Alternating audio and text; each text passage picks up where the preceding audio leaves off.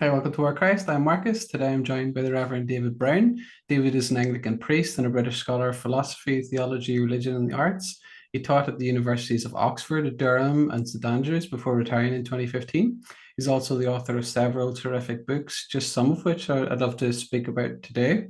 So, first of all, David, can you tell us a little bit about your background and how you came to explore, speak, and write about some of those topics that I mentioned then?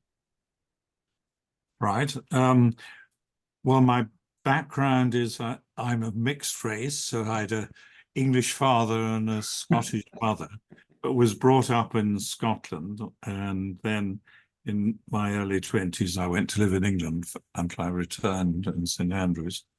So initially, I went to university in Edinburgh and read classics there and Latin and Greek. And so that's where my interest in God being involved in a wider world happened, because I read all these classical authors who are full of references to the gods being around, and it didn't seem to be wholly silly. And in fact, there's been a huge change in classics during my lifetime. So when I read classics, interest in Greek and Latin religion wasn't very common, whereas now there are hundreds of books on the subject. So people are taking it all much more seriously. Cuthbert's now come to join us. He's welcome. So that's where ideas about God being larger than the Christian religion came in. But then in terms of where your present discussion will focus in relations to the arts, that only happened when I moved from a job at Oxford. So I taught in Oxford from 76 to 90. And in 1990, I became a professor at Durham. And I moved from teaching individuals in tutorials, so one or two people, and you could watch their faces whether they were understanding or not, to large lecture halls with between 80 and 100. And I quickly discovered that particularly philosophy was very hard for students. And I'd always been interested in the arts, but never tried to combine them with theology. And so partly under the influence of a colleague, Anne Loads, we decided to introduce bits of painting and poetry into the course to see if that would, and also music, to see if that would engage them a bit more. And it did help. And so I then started writing about the subject. But you won't find any comments on me on the arts before 1990.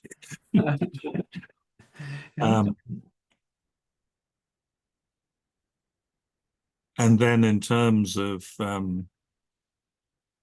sorry, do you want to ask your next question? Because you were asking influences on me, weren't you? Yeah, so I suppose then, were there any figures who were especially important or inspirational for you? And that could be in academia, could be more personal or whatever you wish. Well, while I was at Edinburgh, I moved from being a fairly conservative evangelical Christian to being an Anglo-Catholic. And that was largely under the influence of the rector of a church called Old St. Paul's in the centre of the city, Richard Holloway. At that stage, he was very radical in politics and very conservative in religion. And I quite liked the combination. And also the sense of mystery at Old St. Paul's in the liturgy. He's since moved very far from where I would be now. So he became a great advocate of liberalism in what I would say was the nasty sense in later life. So that was quite a disappointment to me, because he was a huge influence when I was younger. Then academically, I went to Oxford, and one person who influenced me there while I was reading philosophy and theology was Austin Farrer, who wrote a book called The Glass of Vision a long time before I got there in 1948. And that basically says that God works through symbols. So there are symbols in the world and symbols in and metaphors in the Bible and so on. And we need to take those seriously. And then that got me interested in Catholic theologians, particularly Karl Rahner and Hans Urs von Balthasar. Balthasar I found marvelous for all the range of things he thought about. But I thought he was a bit too certain that the Christian gospel was always embedded, rather than in drama and all the rest of it, rather than seeing that we might actually have things to learn from outside the Christian faith. So that's why, on the whole, I preferred Karl Rahner's rather vague notion of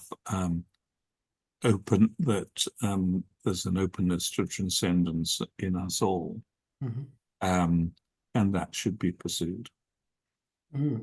That's excellent. Thank you, David. And to introduce my audience to your work, I've chosen, directed my questions to a number of your written works. I've most enjoyed and gained a lot from your books, and I'd love to touch upon some of them, and then my viewers can delve deeper into those and wrestle with some of the excellent questions that you bring up and so on.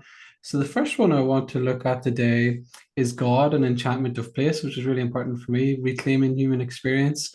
I suppose, first of all, what inspired you then to write this book, which is now part of this wonderful trilogy? We'll talk about some of those other books as well. And then what do you hope that readers will ultimately take away from it then? Well, this is rather a crude history, but you could say that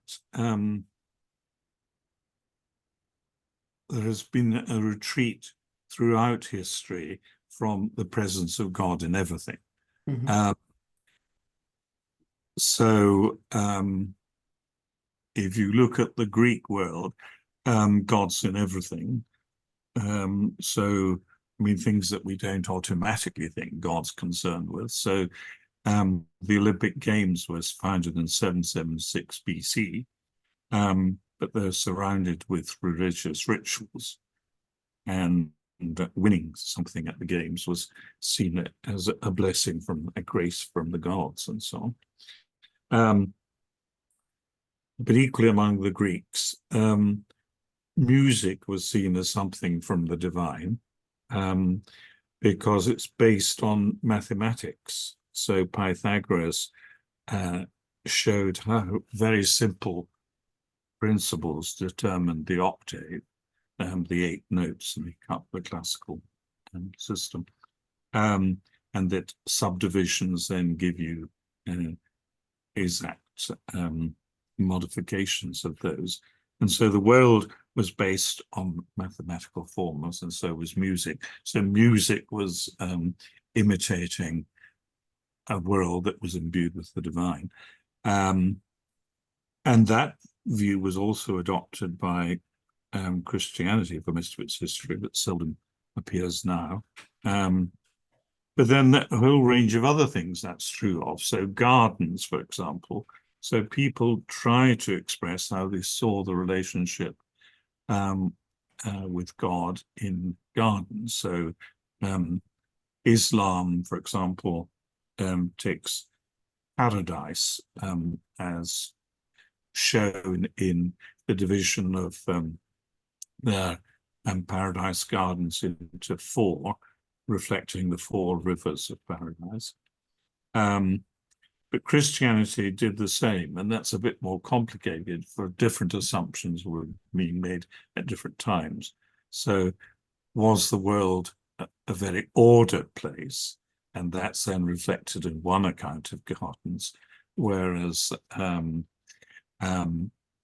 that's particularly true of the 16th and 17th century, but then you get the idea of more informal gardens and the romance of the irregular, and that occurs in the 18th and late 18th and 19th century, along with romanticism generally. But it's still God being seen in particular types of landscape in one way or another, introducing the other animal in my life. So this is Magnus now.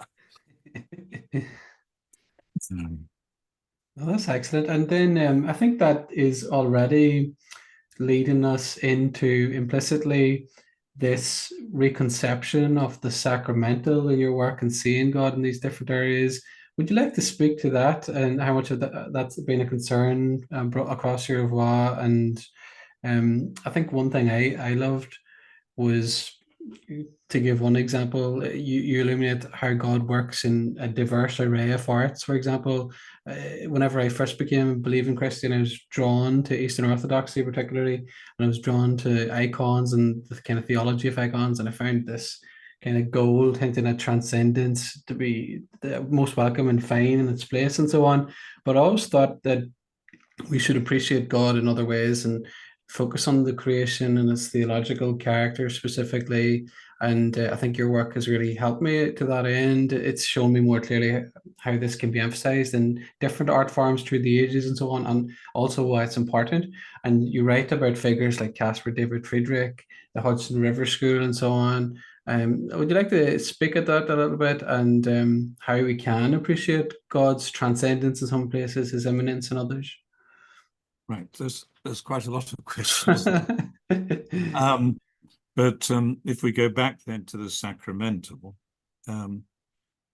very roughly speaking,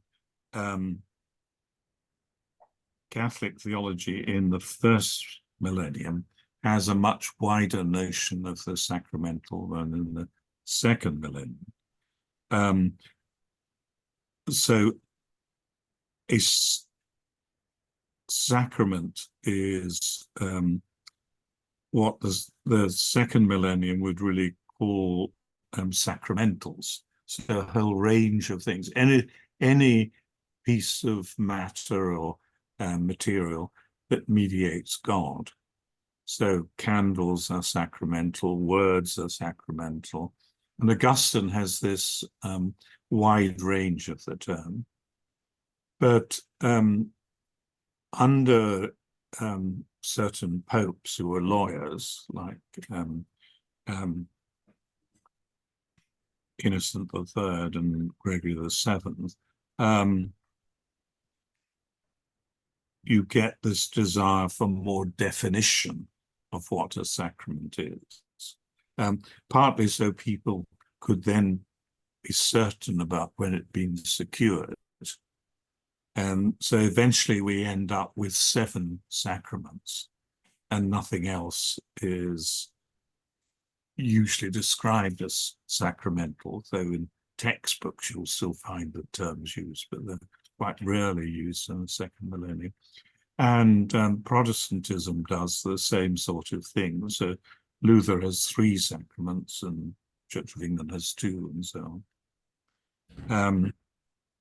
And that was a considerable narrowing. So I argue in that book for going back to the wider sense of the matter mediating God. And then in terms of icons, they also help to mediate God. But I think my critique of Orthodox theology would be it's very much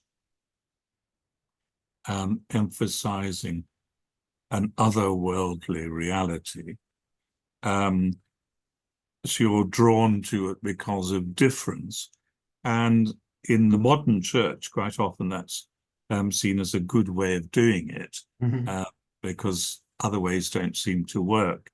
So in quite major churches, Western churches, icons have been introduced.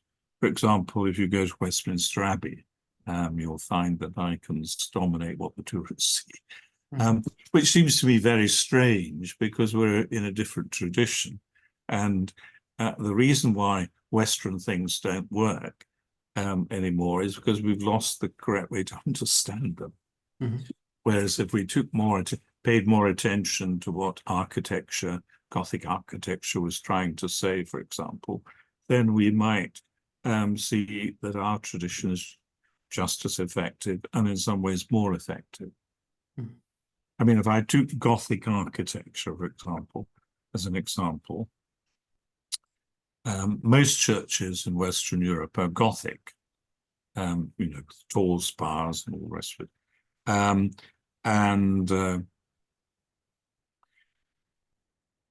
Massive amounts of windows, giving a sense of lightness. So it looks as though you're being pulled up by the building, which despite its size looks light. Mm-hmm. That's the theory of medieval Gothic, and it was also the theory of 19th century revived Gothic. But that isn't the only thing it's saying, because with that went the art, which then pulled in the other way. So the architecture was telling us about God being above us, transcendent, but the artwork was saying, yes, but he's also become immanent among us. So the obvious example of that is the way Christ was portrayed, which is very, very human. So whereas in Orthodoxy, he remains very exalted, in Western art he becomes increasingly humanized, but that's precisely what he became in the Incarnation. Mm-hmm. So if you see that dynamic going on, then you've got a lively church saying something to you. The building itself is saying something, not just the words from the preacher or whatever. And then your next question, if I'm trying to remember them all, was about some artists suggesting transcendence and some immanence.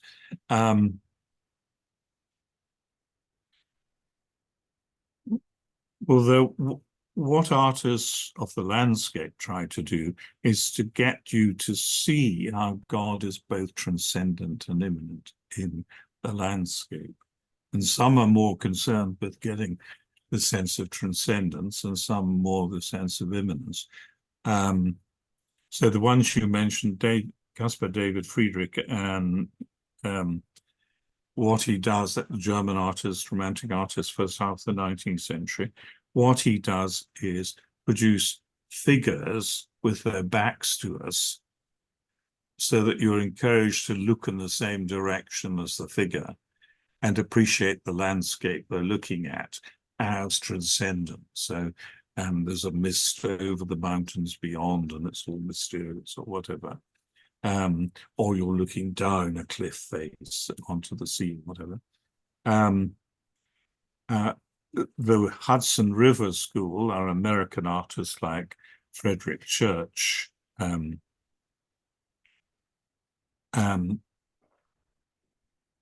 what they do is take places like Niagara Falls, say, and try to get you to see that this is a majestic sense of what God has done. By contrast, some other artists, say like Constable, are trying to get us to see God at work in nature. So one way he does that, for example, is when he's creating a landscape, he quite often moves the church that's in it into the center. So it's as it were, he cheats in order so you can see that God's in the center of the landscape. Or sometimes he uses a rainbow to make the same kind of point. So it's a way these artists are trying to encourage us to think of different ways of experiencing God. So it's not so much that God in himself is transcendent and immanent, so that's part of it, but that's the way we experience him. Because of course, being non-spatial, he's not technically either beyond the world or in the world. So it's a metaphor for saying different ways of relating to it. Well, that's wonderful. Thank you so much, David. I appreciate that clarity that you offer in your work, and it makes life a lot more interesting once you do begin to wrestle with God's presence in those ways. And then I suppose building upon what you said, you just touched upon natural. How might we come to understand and appreciate the natural world then in more distinctly theological terms? In contrast, I suppose, with much modern kind of secularist notions of nature, we have this kind of dichotomy. We have the supernatural and the natural, which we were kind of lamenting before. And why is that important then? I think one way of thinking of the natural world is as it's God's own artistic work. Mm-hmm. So there's beauty in different kinds of ways. And sometimes it's in ways we don't expect. So artists can also draw our attention to the apparently less beautiful, sludge heaps or whatever, which might nonetheless have interesting aspects to them. Of course, that also raises the problem of evil in the world. But there one has to see a tension. So you're at the same time as seeing the divine at work in the world, you have to admit there's some ways that point the other way. But often that's not in themselves, but simply in the way humans live. So something like cancer seems to be the product of the way we live, whereas other kinds of illness clearly are a product of the way the world is rather than how we've adapted to it.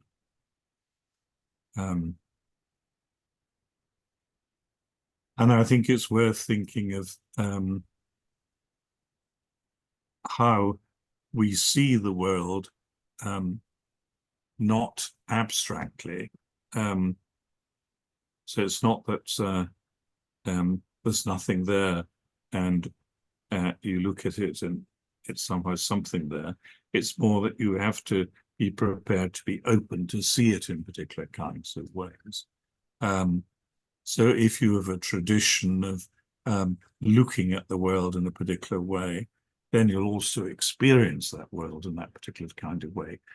So, I mean, Joe Manley Hopkins is an obvious example of a poet who encourages you to think of the world in a particular way. So his famous poem begins, "The world is charged with the grandeur of God." So unless you're open to that possibility, you're not going to actually see it. Yeah, I think that's most important. And then on the dark side, I had a conversation with a philosopher called Bernardo Kastrup, and he has been a harsh or sharp critic of not harsh, sharp critic of modern materialism. And he's I think on to something when he says that the philosophical materialism lends itself to that more common notion of a materialistic lifestyle and so on. Like these ideas do have consequences alongside technological developments and so on. And I suppose I want to draw another contrast between this modern age of constant flux in many ways. People are moving around more. There's technological developments are happening so quickly with new iPhones and all these things that you could not have imagined 10 years ago. And it makes us kind of strangers to one another, strangers to the land and so on. So I suppose in your work, what is at the heart of this play between placement and pilgrimage, and what does the gospel have to say to each that we might learn to and how to live in this age, I suppose? Well, I think the Bible certainly insists on the importance of placement, and so your loyalty to your community and to the land. So in the Hebrew scriptures, the land is a major notion of something to be committed to. So the Israelites are promised a land flowing with milk and honey and expected to see it in that way. But at the same time, the danger of identification with a land is that you then stop exploring. You think you've found everything. So the advantage of pilgrimage is you're drawn into a move elsewhere, that you realize part of getting there is being on the move. So in the Hebrew scriptures, there's the requirement that you go each year to Jerusalem. So you see that your own particular village isn't the whole story. You're expected to go up to the temple and so on, and learn new things there about the nature of God's relationship to you and to your people. In a similar way, in the New Testament, it's not so much that the land is anymore endorsed, but we are told, for example, by Paul in Philippians, that our citizenship is in heaven. So we mustn't think that everything is here. There's another dimension. And then there are also more complicated bits which one can work through in different sorts of ways. But the story of Christ's appearance at Emmaus connects with pilgrimage, because the two disciples say to Jesus, "Are you the only stranger who's unaware of what's happened?" And the word for stranger that Durham used for the Latin version of the Bible was peregrinus, which is the normal word for pilgrim. So are you the only pilgrim who doesn't know what's going on? And partly because of that, one of the disciples is identified as James, and so he wears the Compostela what do you call it, shell, as a sign that he's a pilgrim. So one way of reading that story is to say, here's an account of what it is to be a pilgrim, following Jesus through meeting him in the Eucharist, and realizing that the Eucharist is a travel story, that one's on the way to somewhere else. So yes, you're rooted, but also you're moving. So that there's a dynamic between the two. That's great. I think that's most important. And even what struck me is how with Pentecost you have that diversity and unity with our different languages and so on. And then even in the Book of Revelation, it seems to suggest that there's an eschatological significance to different nations and so on, so that it's not flattened out. That tension is maintained, if that's a fair way to. That's fine, yes. And I suppose then, why, going back to architecture for a moment, I think this is another concern that I have. Why is it important to place that emphasis on architectural aims and settings? I suppose, considering this age of globalization, when we talked about things being flattened out, unfortunately, I think in many ways we're seeing that where every city is starting to look the same. Dublin is just the same as Barcelona, is just the same as New York, and you have huge car parks on the outskirts of town, even smaller towns now. The same multinational corporations and in those at the edge of those car parks, and town centres are disintegrating and so on. I wonder if you might speak to that a little bit. Well, of course, that's a huge issue. But I mean, in terms of church architecture, given that we have all these historical buildings, one way of having a local identity is to appreciate your local church. So modern buildings tend to be less distinctive, and so part of this universal movement. But local churches can mean a great deal to people if they're aware of them as their surroundings when they pray. And part of the problem is often people think of them as meeting places now, rather than somewhere where they're surrounded by particular things that are characteristic of that church. So a disadvantage of Vatican II was getting rid of all the statues of the saints, because you were then surrounded by specific details. The local saint was there, for example.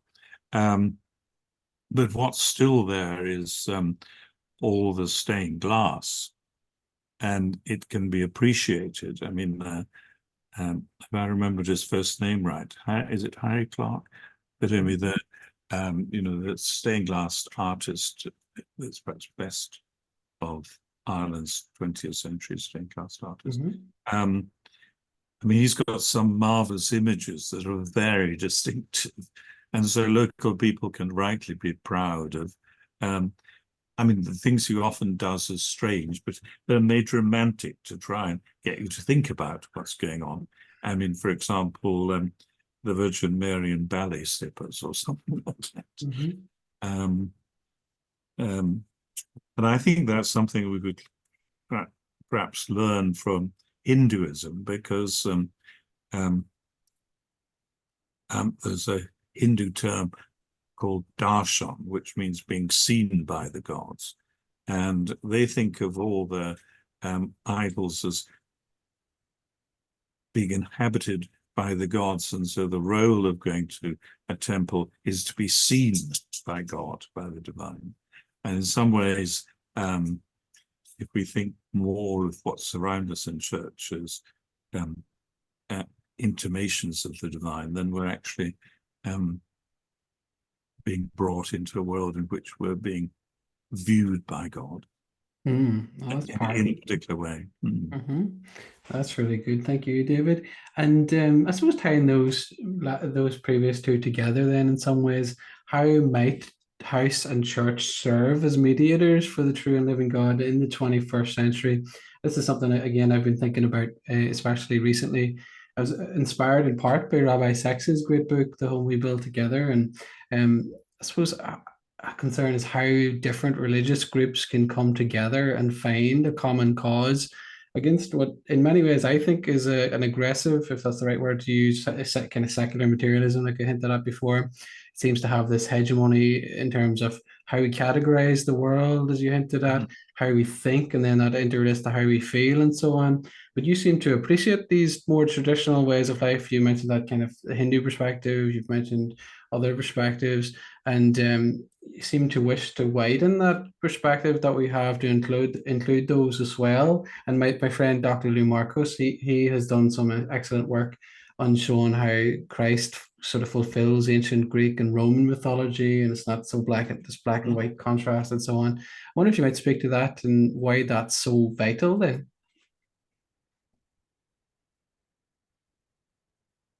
Well, I can give an example from the room you're sitting in, because I mean, I do think it is important to not keep church as a separate category. And so your various icons and so on round about you in your study is, I think, a good sign of integration. I mean, I've got similar things, but they're behind the screens.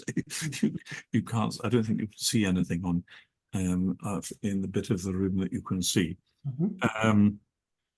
But I think those are important because they give you daily or hourly reminders that you're part of a community that thinks in a particular way. And, it's not just something private. I mean, that's the danger, that religion just becomes a private concern rather than a community one. I think answering the atheist challenge is sometimes difficult for both good reasons and bad. But I mean, the bad reasons for Christianity is, of course, that the church in the past has been too authoritative or done things wrong. And so that has to be admitted before one attempts to correct the world. So it's sometimes best done less directly and get the point across, I think. Thank you, David. And I think your work will help a lot of people in that respect by refocusing on these different forms of experience and everything. I think that's a wonderful antidote to kind of fundamentalism, of just focusing at that prepositional level and so on, especially, as you say, when the church has lost its authority for many people, and there's no better example than Ireland than that, for that.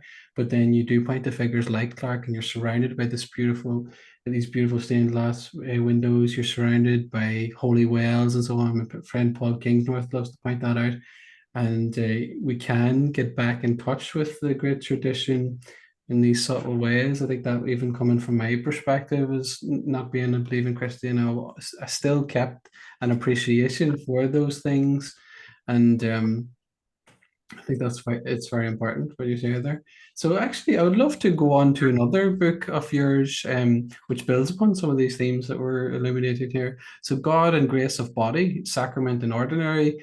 And I suppose again, once I became a believing Christian in my 20s, I was blown away by the high value that the faith, I think, properly understood has. But I've been shocked in some ways by like how many or how few Christians, I should say, actually think that the body is significant, and then secondly, act accordingly. Like even as you mentioned, Hinduism, there's a lot of focus on that with yoga and things like that, whereas there doesn't seem to be the same focus on the importance of the body for many Christians, unfortunately. So again, I appreciate you bringing that to the fore in your work. I wonder if you might tell us a little bit about that. The importance of finding God in our bodies and some forms in which we can do that then. Well, I think there's quite a range of ways in which that is so. I mean, I mentioned earlier the way the Greeks' attitude to sport, so that swiftness of foot or something like that was a divine gift, in ability to run well. But also things like dance. So some religions have, unlike Christianity, have retained dance as an important element in worship. So movement of the body. So Hinduism in particular has a very cultivated tradition of, and particularly in the south of India, of musical performances. But you can think also in the Hebrew scriptures, David danced before the ark. So that kind of thing is also happening there. And extraordinary, though, even in medieval France, there was a tradition of celebrating Easter, that seems like a game of football, because the canons passed a ball back and forth as they danced out of the cathedral. I think the ball was a symbol of the sun, and so a reference to the resurrection. But anyway, a very unusual form of behavior. But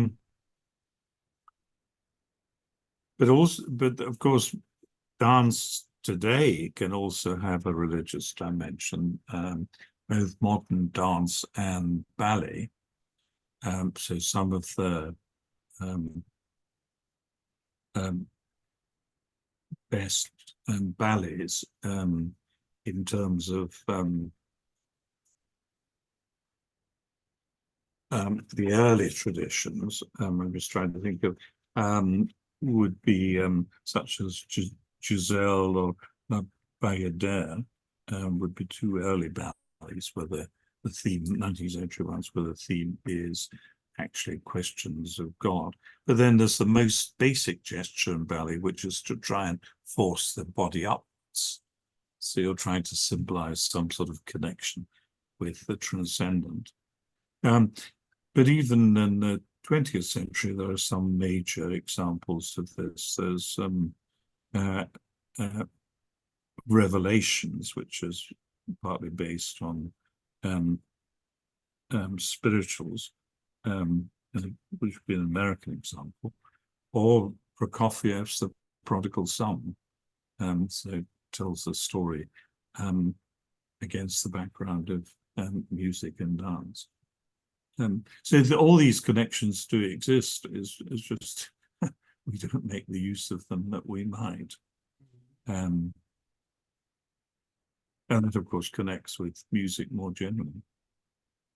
And I suppose then to that point, how do some of these different forms of music from classical music to some modern pop and the blues. As you mentioned, there this kind of African American spirituals, and the blues are some of my favorites. How did they then interrelate with their bodies and our experience of God's presence through the senses and so on? Well, I think in terms of pop music, you can see of it originating through the spiritual tradition in America. And so soul and jazz also had religious dimensions originally, but often still have. So some of the great soul singers or jazz singers have used their music for religious purposes.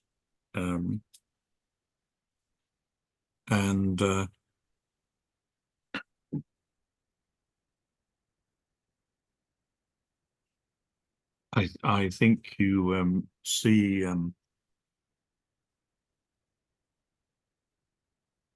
in pop music it often happening in unexpected places. So heavy metal isn't always a barren desert for religion. So a lot of research was done on Led Zeppelin's Stairway to Heaven, and people's response to that. And the sociologists say it has a clearly religious dimension in terms of how the music's interpreted.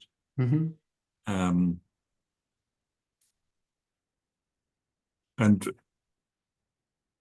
I think it's interesting if you think of Ireland, that someone like Sinead O'Connor, I don't know if you heard a recent Desert Island, perhaps you didn't listen to the English radio, but Desert Island Discs is an English program where you choose your favorite eight records.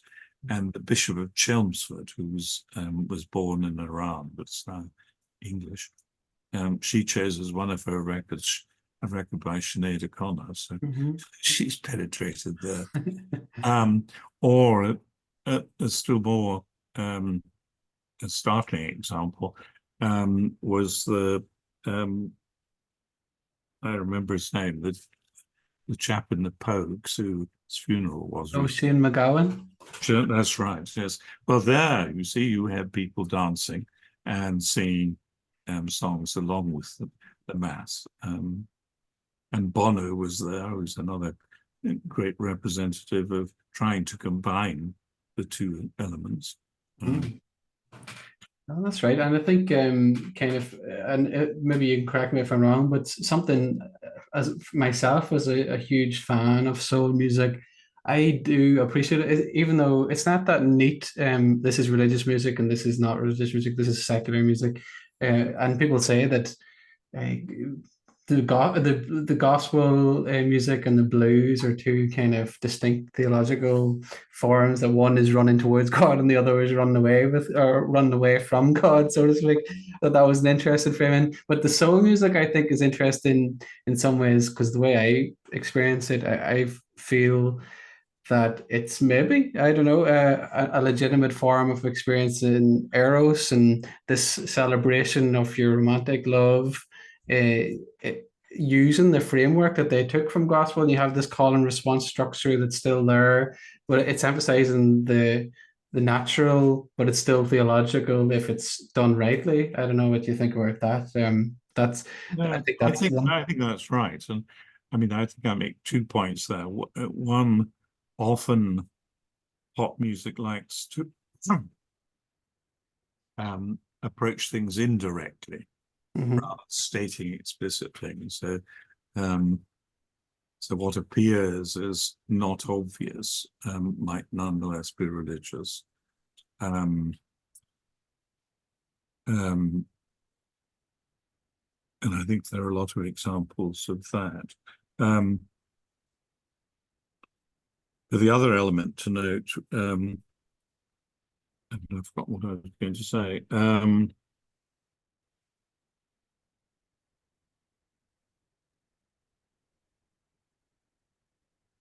No, I think it's gone, the point I was going to make.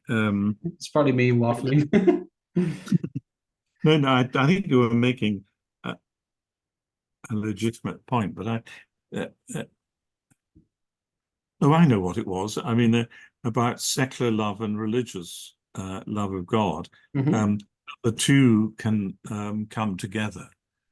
So Nick Cave, for example, wrote a lecture about the love song in which he says, a love song can't help but express something about God as well. So there are examples where that's happened. That's beautiful. And I think even from my perspective, one of my favorite artists is Bob Dylan. I think he's a wonderful example of that. Yeah. Oh, yeah, that's right. That's true. I mean, initially in his conversion, he was a bit too over the top in terms of evangelical religion, but some of his later ones are really marvelous, I think. No, absolutely. And I'll Pay in Blood, but not my own. He's got these wonderful blues songs that he's still doing. And it's really interesting that he's so not in that earlier sense that you're describing. It's a lot more subtle now, but he's still willing to share his Orthodox Christian beliefs even with journalists, even though he would have played over his lifetime with journalists in many ways. He's quite straightforward now, I believe, in predestination, this, that, and the other, whereas most people are trying to get out of that question. Typical contrarian Bob Dylan. I suppose then, David, out of curiosity, what are some of your own favorite pieces of music, and how have they moved you in some indelible ways then?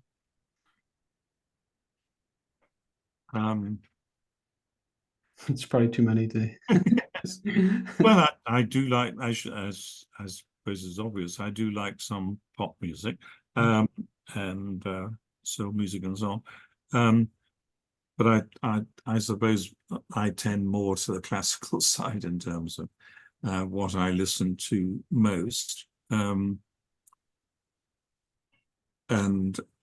some things there have, well, they have different kinds of effect. For example, if I take Beethoven, his symphony in number 6, the Pastoral Symphony, gives you a sense of God in nature very powerfully. Whereas if you take one from late in his life, Opus 132, the quartet, the third movement there is a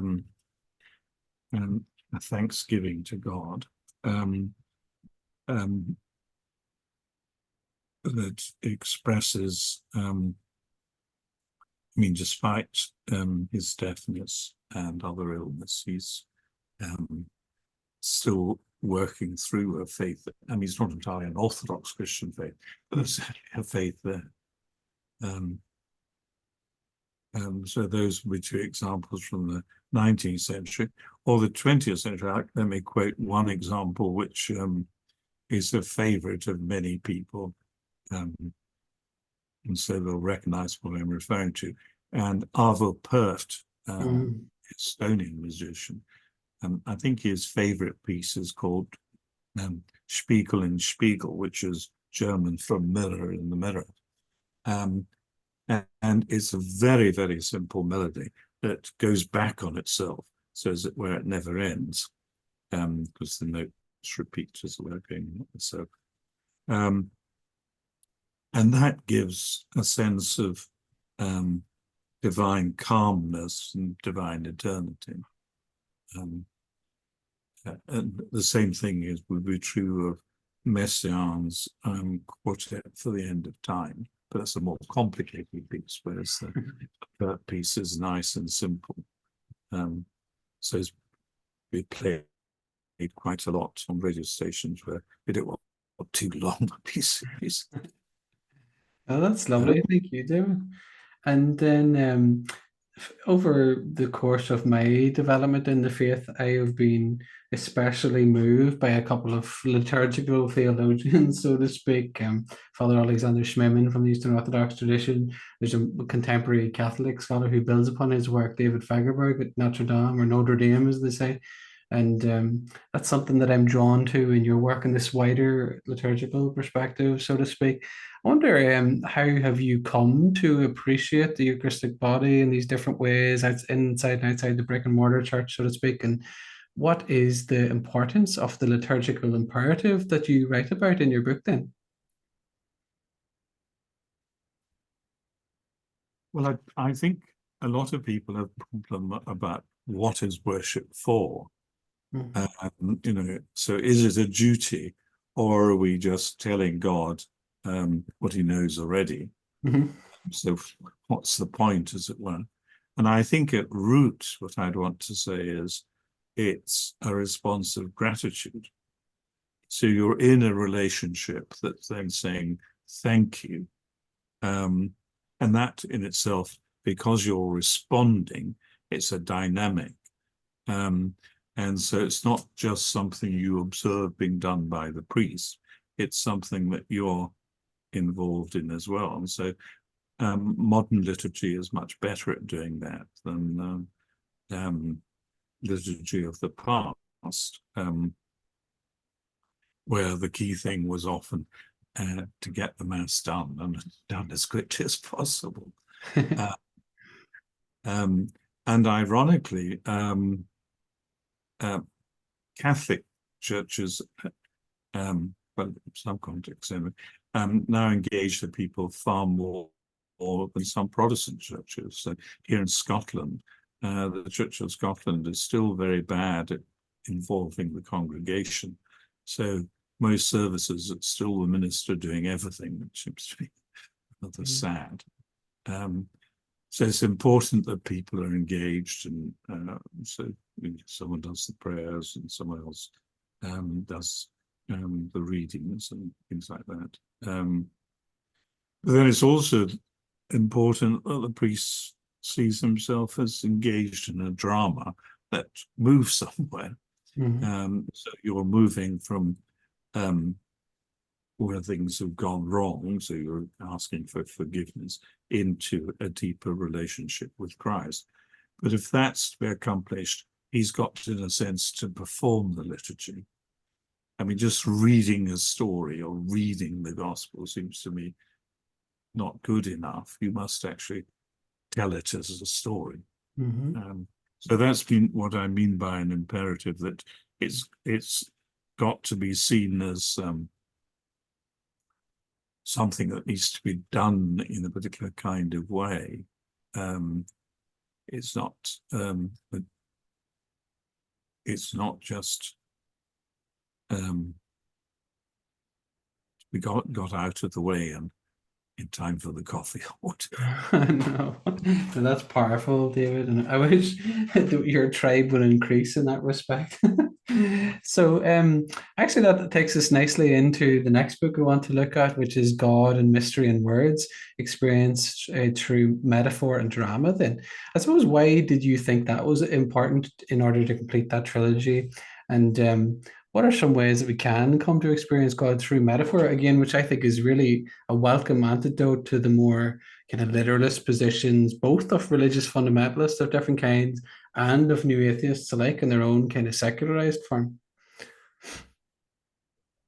Well, I think it's very important. I mean, partly because of the Austin Farrer I referred to at the beginning, that the world is a symbolic world, and so you're a lot of what you're grasping indirectly.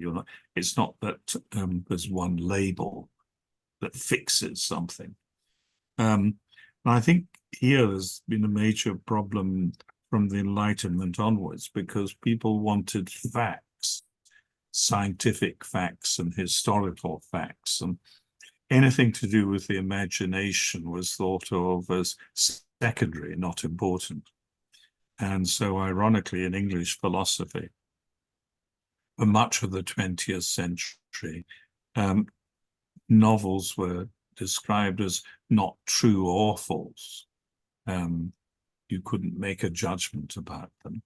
And that seems to me quite wrong, because they're works of the imagination that try and tell you something about the way the world is. So, for example, Nicholas Nickleby, there's a dreadful school called Doothboys Hall, run by the headmaster Wackford Squeers. No such school ever existed. But Dickens was basing what he was describing on a number of schools that one of which at least he'd visited, and also drawing on his imagination to produce other things, so that people were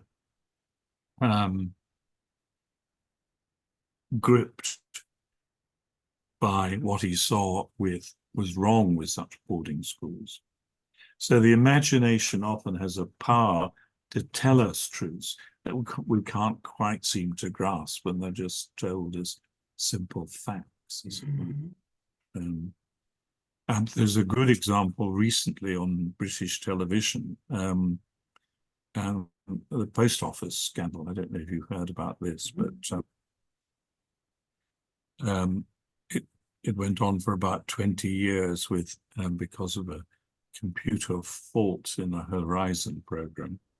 Various people even being sent to prison for embezzling money when they weren't doing that, but it looked as if they were. Nothing dramatic was done about it until a drama was produced by ITV in 4 episodes over 1 week, which clearly portrayed how wicked the whole thing was. And then demands will buy the billions from people that the former head of the post office should have to give up a CBE, and that there should be compensation from the government, and so there's legislation being prepared. And all that happened because one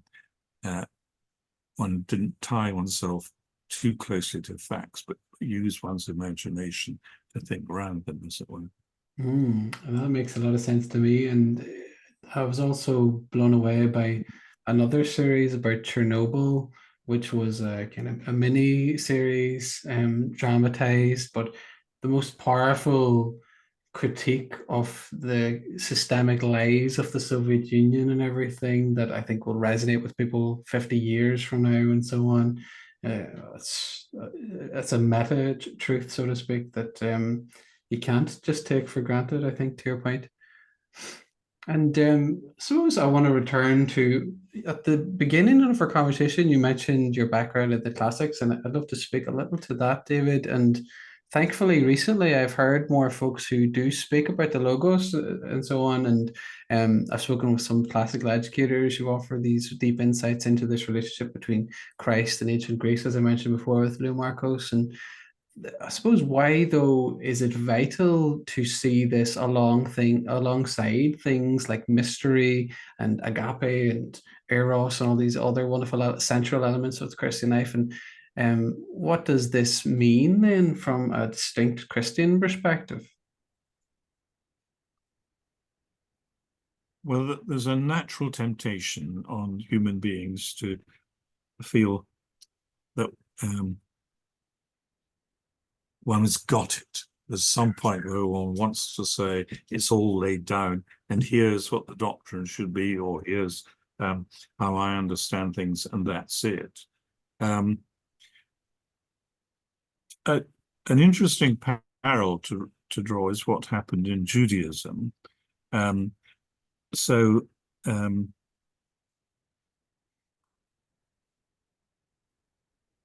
Judaism, in theory, has only the Old Testament, Hebrew scriptures. But in the post-biblical period, there was a document called the Mishnah, and then a further document called the Talmud. And these are all commentaries on the law that's in the Hebrew scriptures.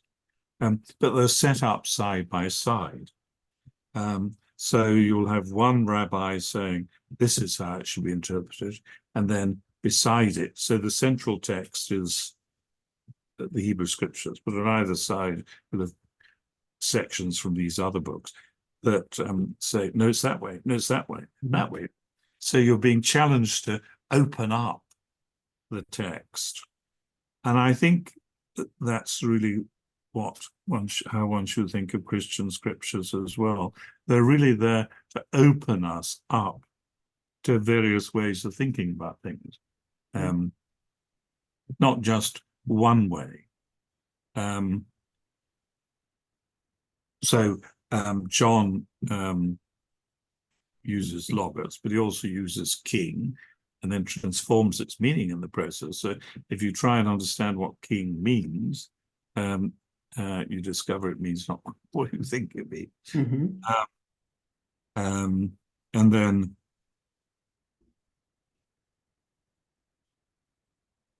logos can mean different things on whether you interpret in terms of Genesis 1 or whether you think of it in terms of Greek philosophy. So in terms of Greek philosophy, you might think it's the definition of who God is. So that's one way in which logos is used in Greek. So there's a range of possibilities coming up at us all the time. And I mean, given the huge difference between us and God, then there's bound to be a range of openness where you're never going to get all the answers. And metaphors help with that. So they help with openness because they can mean more than one thing.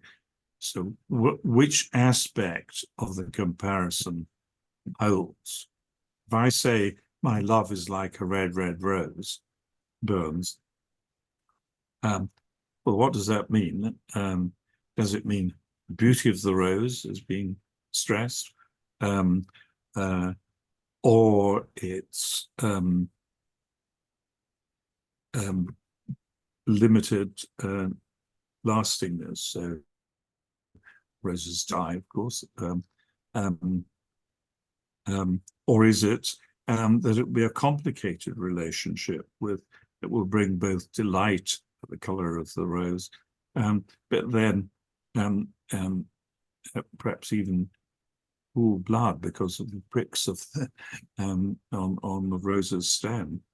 So the point is that metaphor can go in different directions, and that makes it richer, not a disadvantage. But then there's a second point about metaphor, and that is that it can pull us closer to God, because anyone who uses a metaphor is trying to move to a different place. So even if you're not talking about God, you're trying to move someone to think in a different way. So we share in religious metaphors, share with metaphors generally something, but it's pulled to something other. So I'd say there are at least two elements key on. That's excellent. Thank you, David. And another thing you write about in your work is hymns and psalms, which I often turn to if my prayer life has become stuffy and I think I'm just speaking at God and so on without proper attention. I suppose that goes for myself as an individual.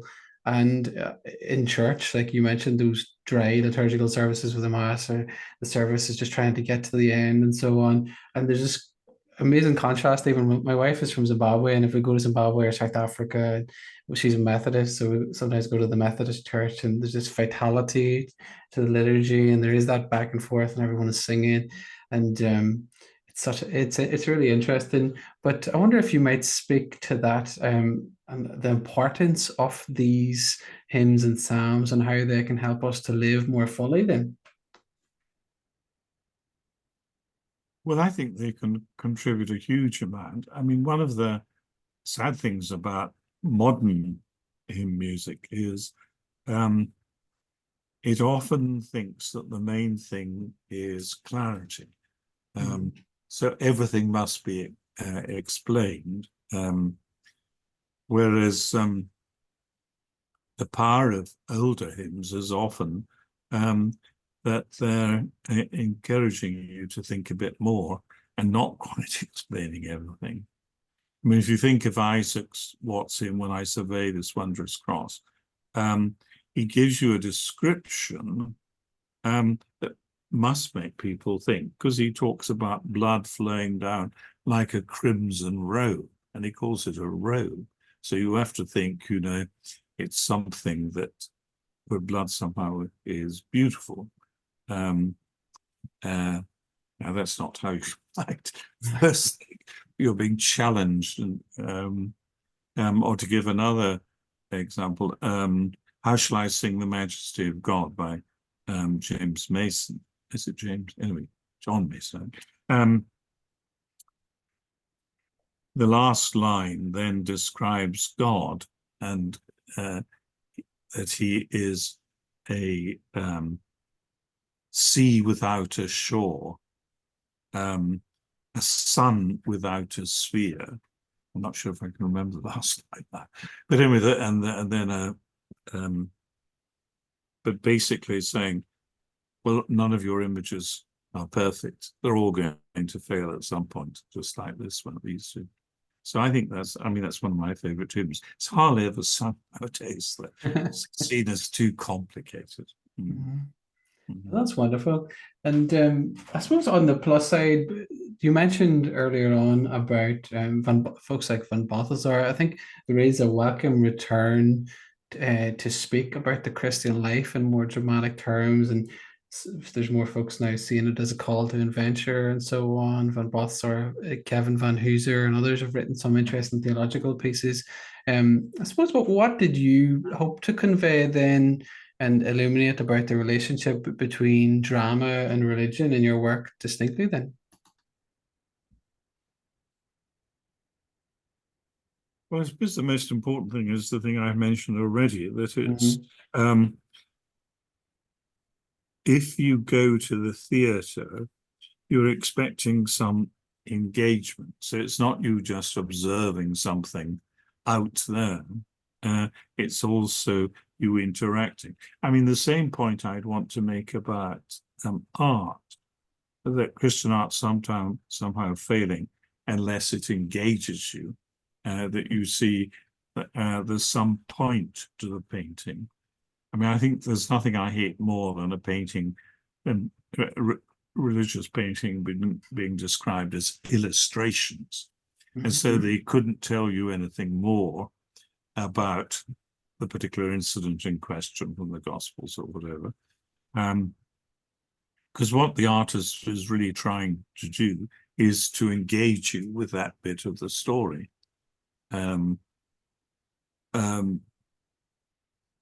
So he's setting, or she's setting you in that context and asking you to respond. So, for example, on the Annunciation, artists have to Luke doesn't tell us whether the angel knelt to Mary or Mary to the angel, or what Mary was wearing or what Mary was doing. So they fill in all these details for you in order to get you to engage with it a bit more. So if Mary kneels to the angel, it's the thought of there's something awesome and dramatic which she hadn't expected. Whereas if it's the other way around, those trying to think of you, challenge you to think about the significance of Mary. And she could be doing various things, from doing typical peasant things like spinning or collecting water from a well, which is the Eastern tradition, or in the Western tradition, she might be praying or reading a book or whatever. So all these give a story, as in drama, in which you're being encouraged to engage and think about what the significance of it is. And previously you mentioned the importance of performance. I think that's most important, number one, but I want to draw a contrast between what I see as a really problematic. I'd better shut the door. Oh, sure. Sorry.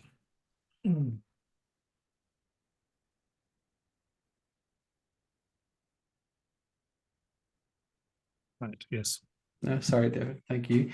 So I wanted to draw a contrast between what I think is a really problematic modern notion, and it ties in with the modern notion of the self from figures like Rousseau onwards, perhaps. Although we don't have to get into the weeds on that, this idea that there's a sacred, secret self deep inside, and it has to be free from institutions and formality and everything. It's like an onion. If you keep peeling off all these layers, then eventually nothing is going to be left, as far as I can see. So I suppose with that background, then what is the place of performance, things like that, even simple things, costume staging, some of the things you mentioned in your work, and helping us to become more authentic in some ways rather than less, and were they vital for a distinct form of religious experience? Well, I think that's true. I mean, if you're not doing very much with your body in a service, then you are already at a particular superficial element of it. And I think that's where I think it's a pity that the way some modern movements have gone. So, I mean, we're encouraged, and I don't know about your particular church, but we're encouraged to stand to receive communion because we're doing it as a community. But of course, the advantage of kneeling is that you then think, well, you're in the presence of something august and important. Or if you genuflect it, that same kind of thing is being said.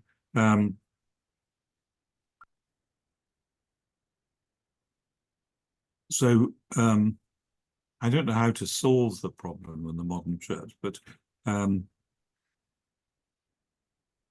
mean, the only area where there's actually an increase in communication is the peace.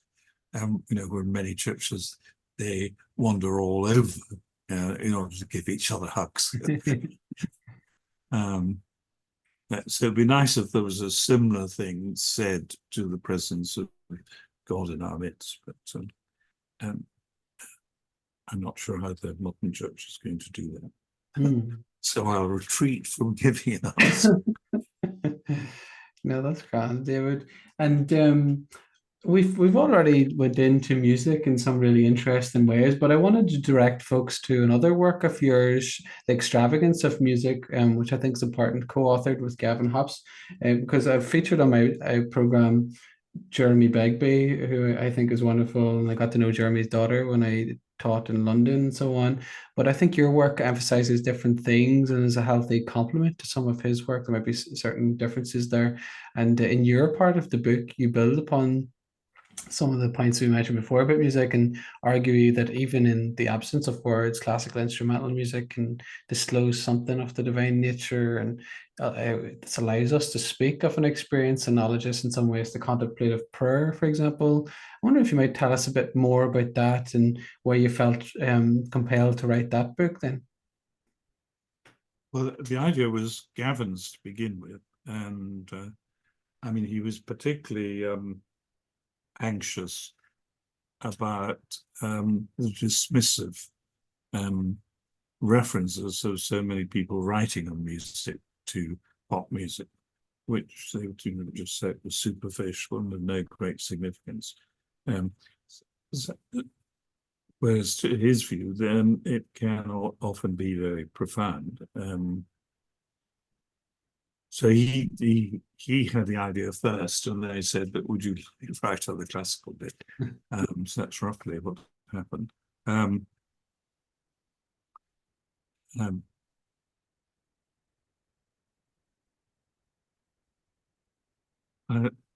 think it'd be true to say there are different emphases between Jeremy Begbie and myself, and also between Gavin and Jeremy.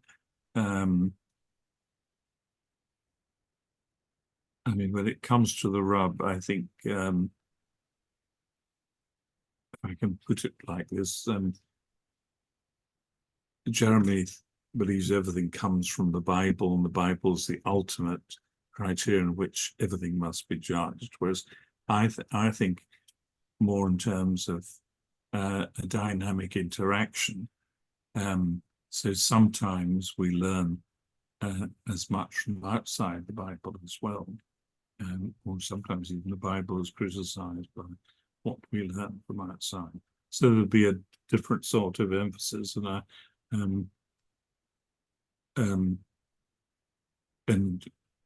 Jeremy would think that the crucifixion is the heart of the faith, and so if the crucifixion is not somehow mentioned, the work is inadequate. Well, I would think, well, the crucifixion is one element, but not the total. So, so Jeremy tends to dislike composers like Pert, but likes James Macmillan, say. Whereas I like both. So there is a different approach,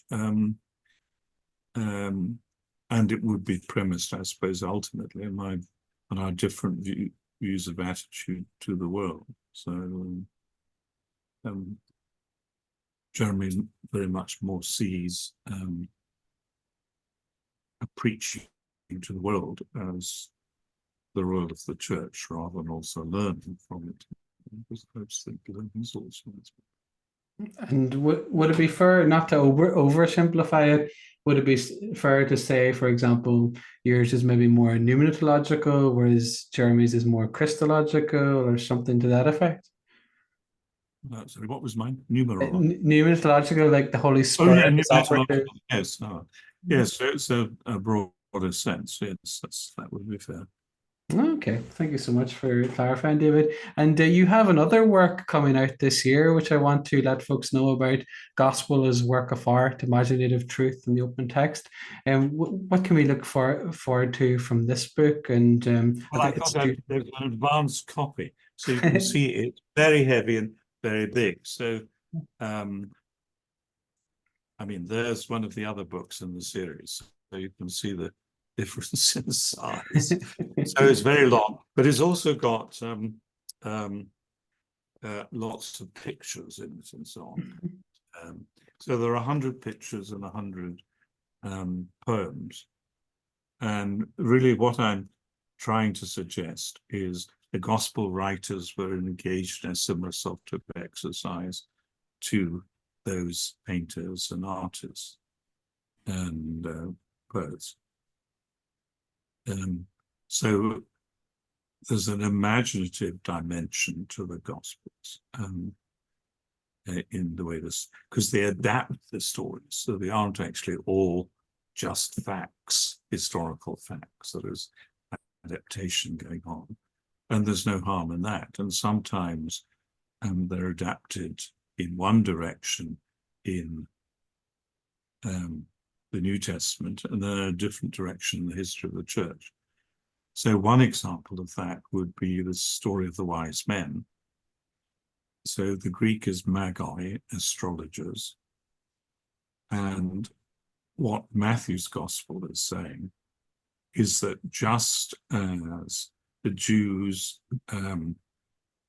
hoped for and longed for a savior, and that can be seen in the prophecies of the Old Testament. So Gentiles express this longing in their reading of the stars in astrology. So that's why astrologers come to worship the child. So the message from Matthew 2 is gospel is for both Jew and Gentile. And just as he ends his gospel by Jesus saying, go out into all the nations. Now, when that text went out into the wider world, initially that was fine because there were lots of lots of Jews in the early church. But then when all of Europe is Gentile and there are few Jews around, it didn't seem such a powerful message. So it was changed into something different, which is three kings, partly on the basis of some passages in the Old Testament, but partly because the power that this new imagery could give, because it said, just as Luke had spoken of Jesus with the shepherds for the poor, so and Matthew speaks of a gospel that's also relevant to the wealthy. So no matter how wealthy you are, you still need Christ. So that's the message. But even more so, no matter what age you are, you need Christ, and no matter what race you are. So the three kings become different ages and different races. So that's why we have a black Balthasar. So one of the three races is represented as a young Balthasar. So that's a bit of the way the imagination works. That's just one example of many I take. That's wonderful. I'm looking forward to it, and I'll link I'll put a little link to the Amazon page for people to buy it if they wish. And I suppose, sorry, David. Sorry, no, I just said thank you. Oh, you're welcome. And is there anything else that you're working on that you'd like to tell my listeners or viewers about? Well, the most recent thing I did is I wrote 2 entries for the online encyclopedia, St. Andrew's Encyclopedia of Theology, one about heaven and one about hell. And the reason I was asked to do that was because there's so much imagery in the Christian tradition connected with these 2 ideas. So I don't give my own views, well, not directly, about what should be said there, but I try to explain the development of the 2 ideas.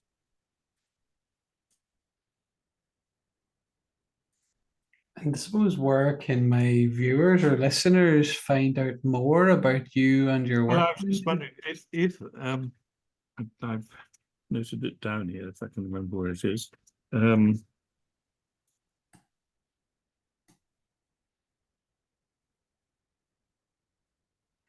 Yes, so if you put David Brown into Google, you'll find lots about tractors.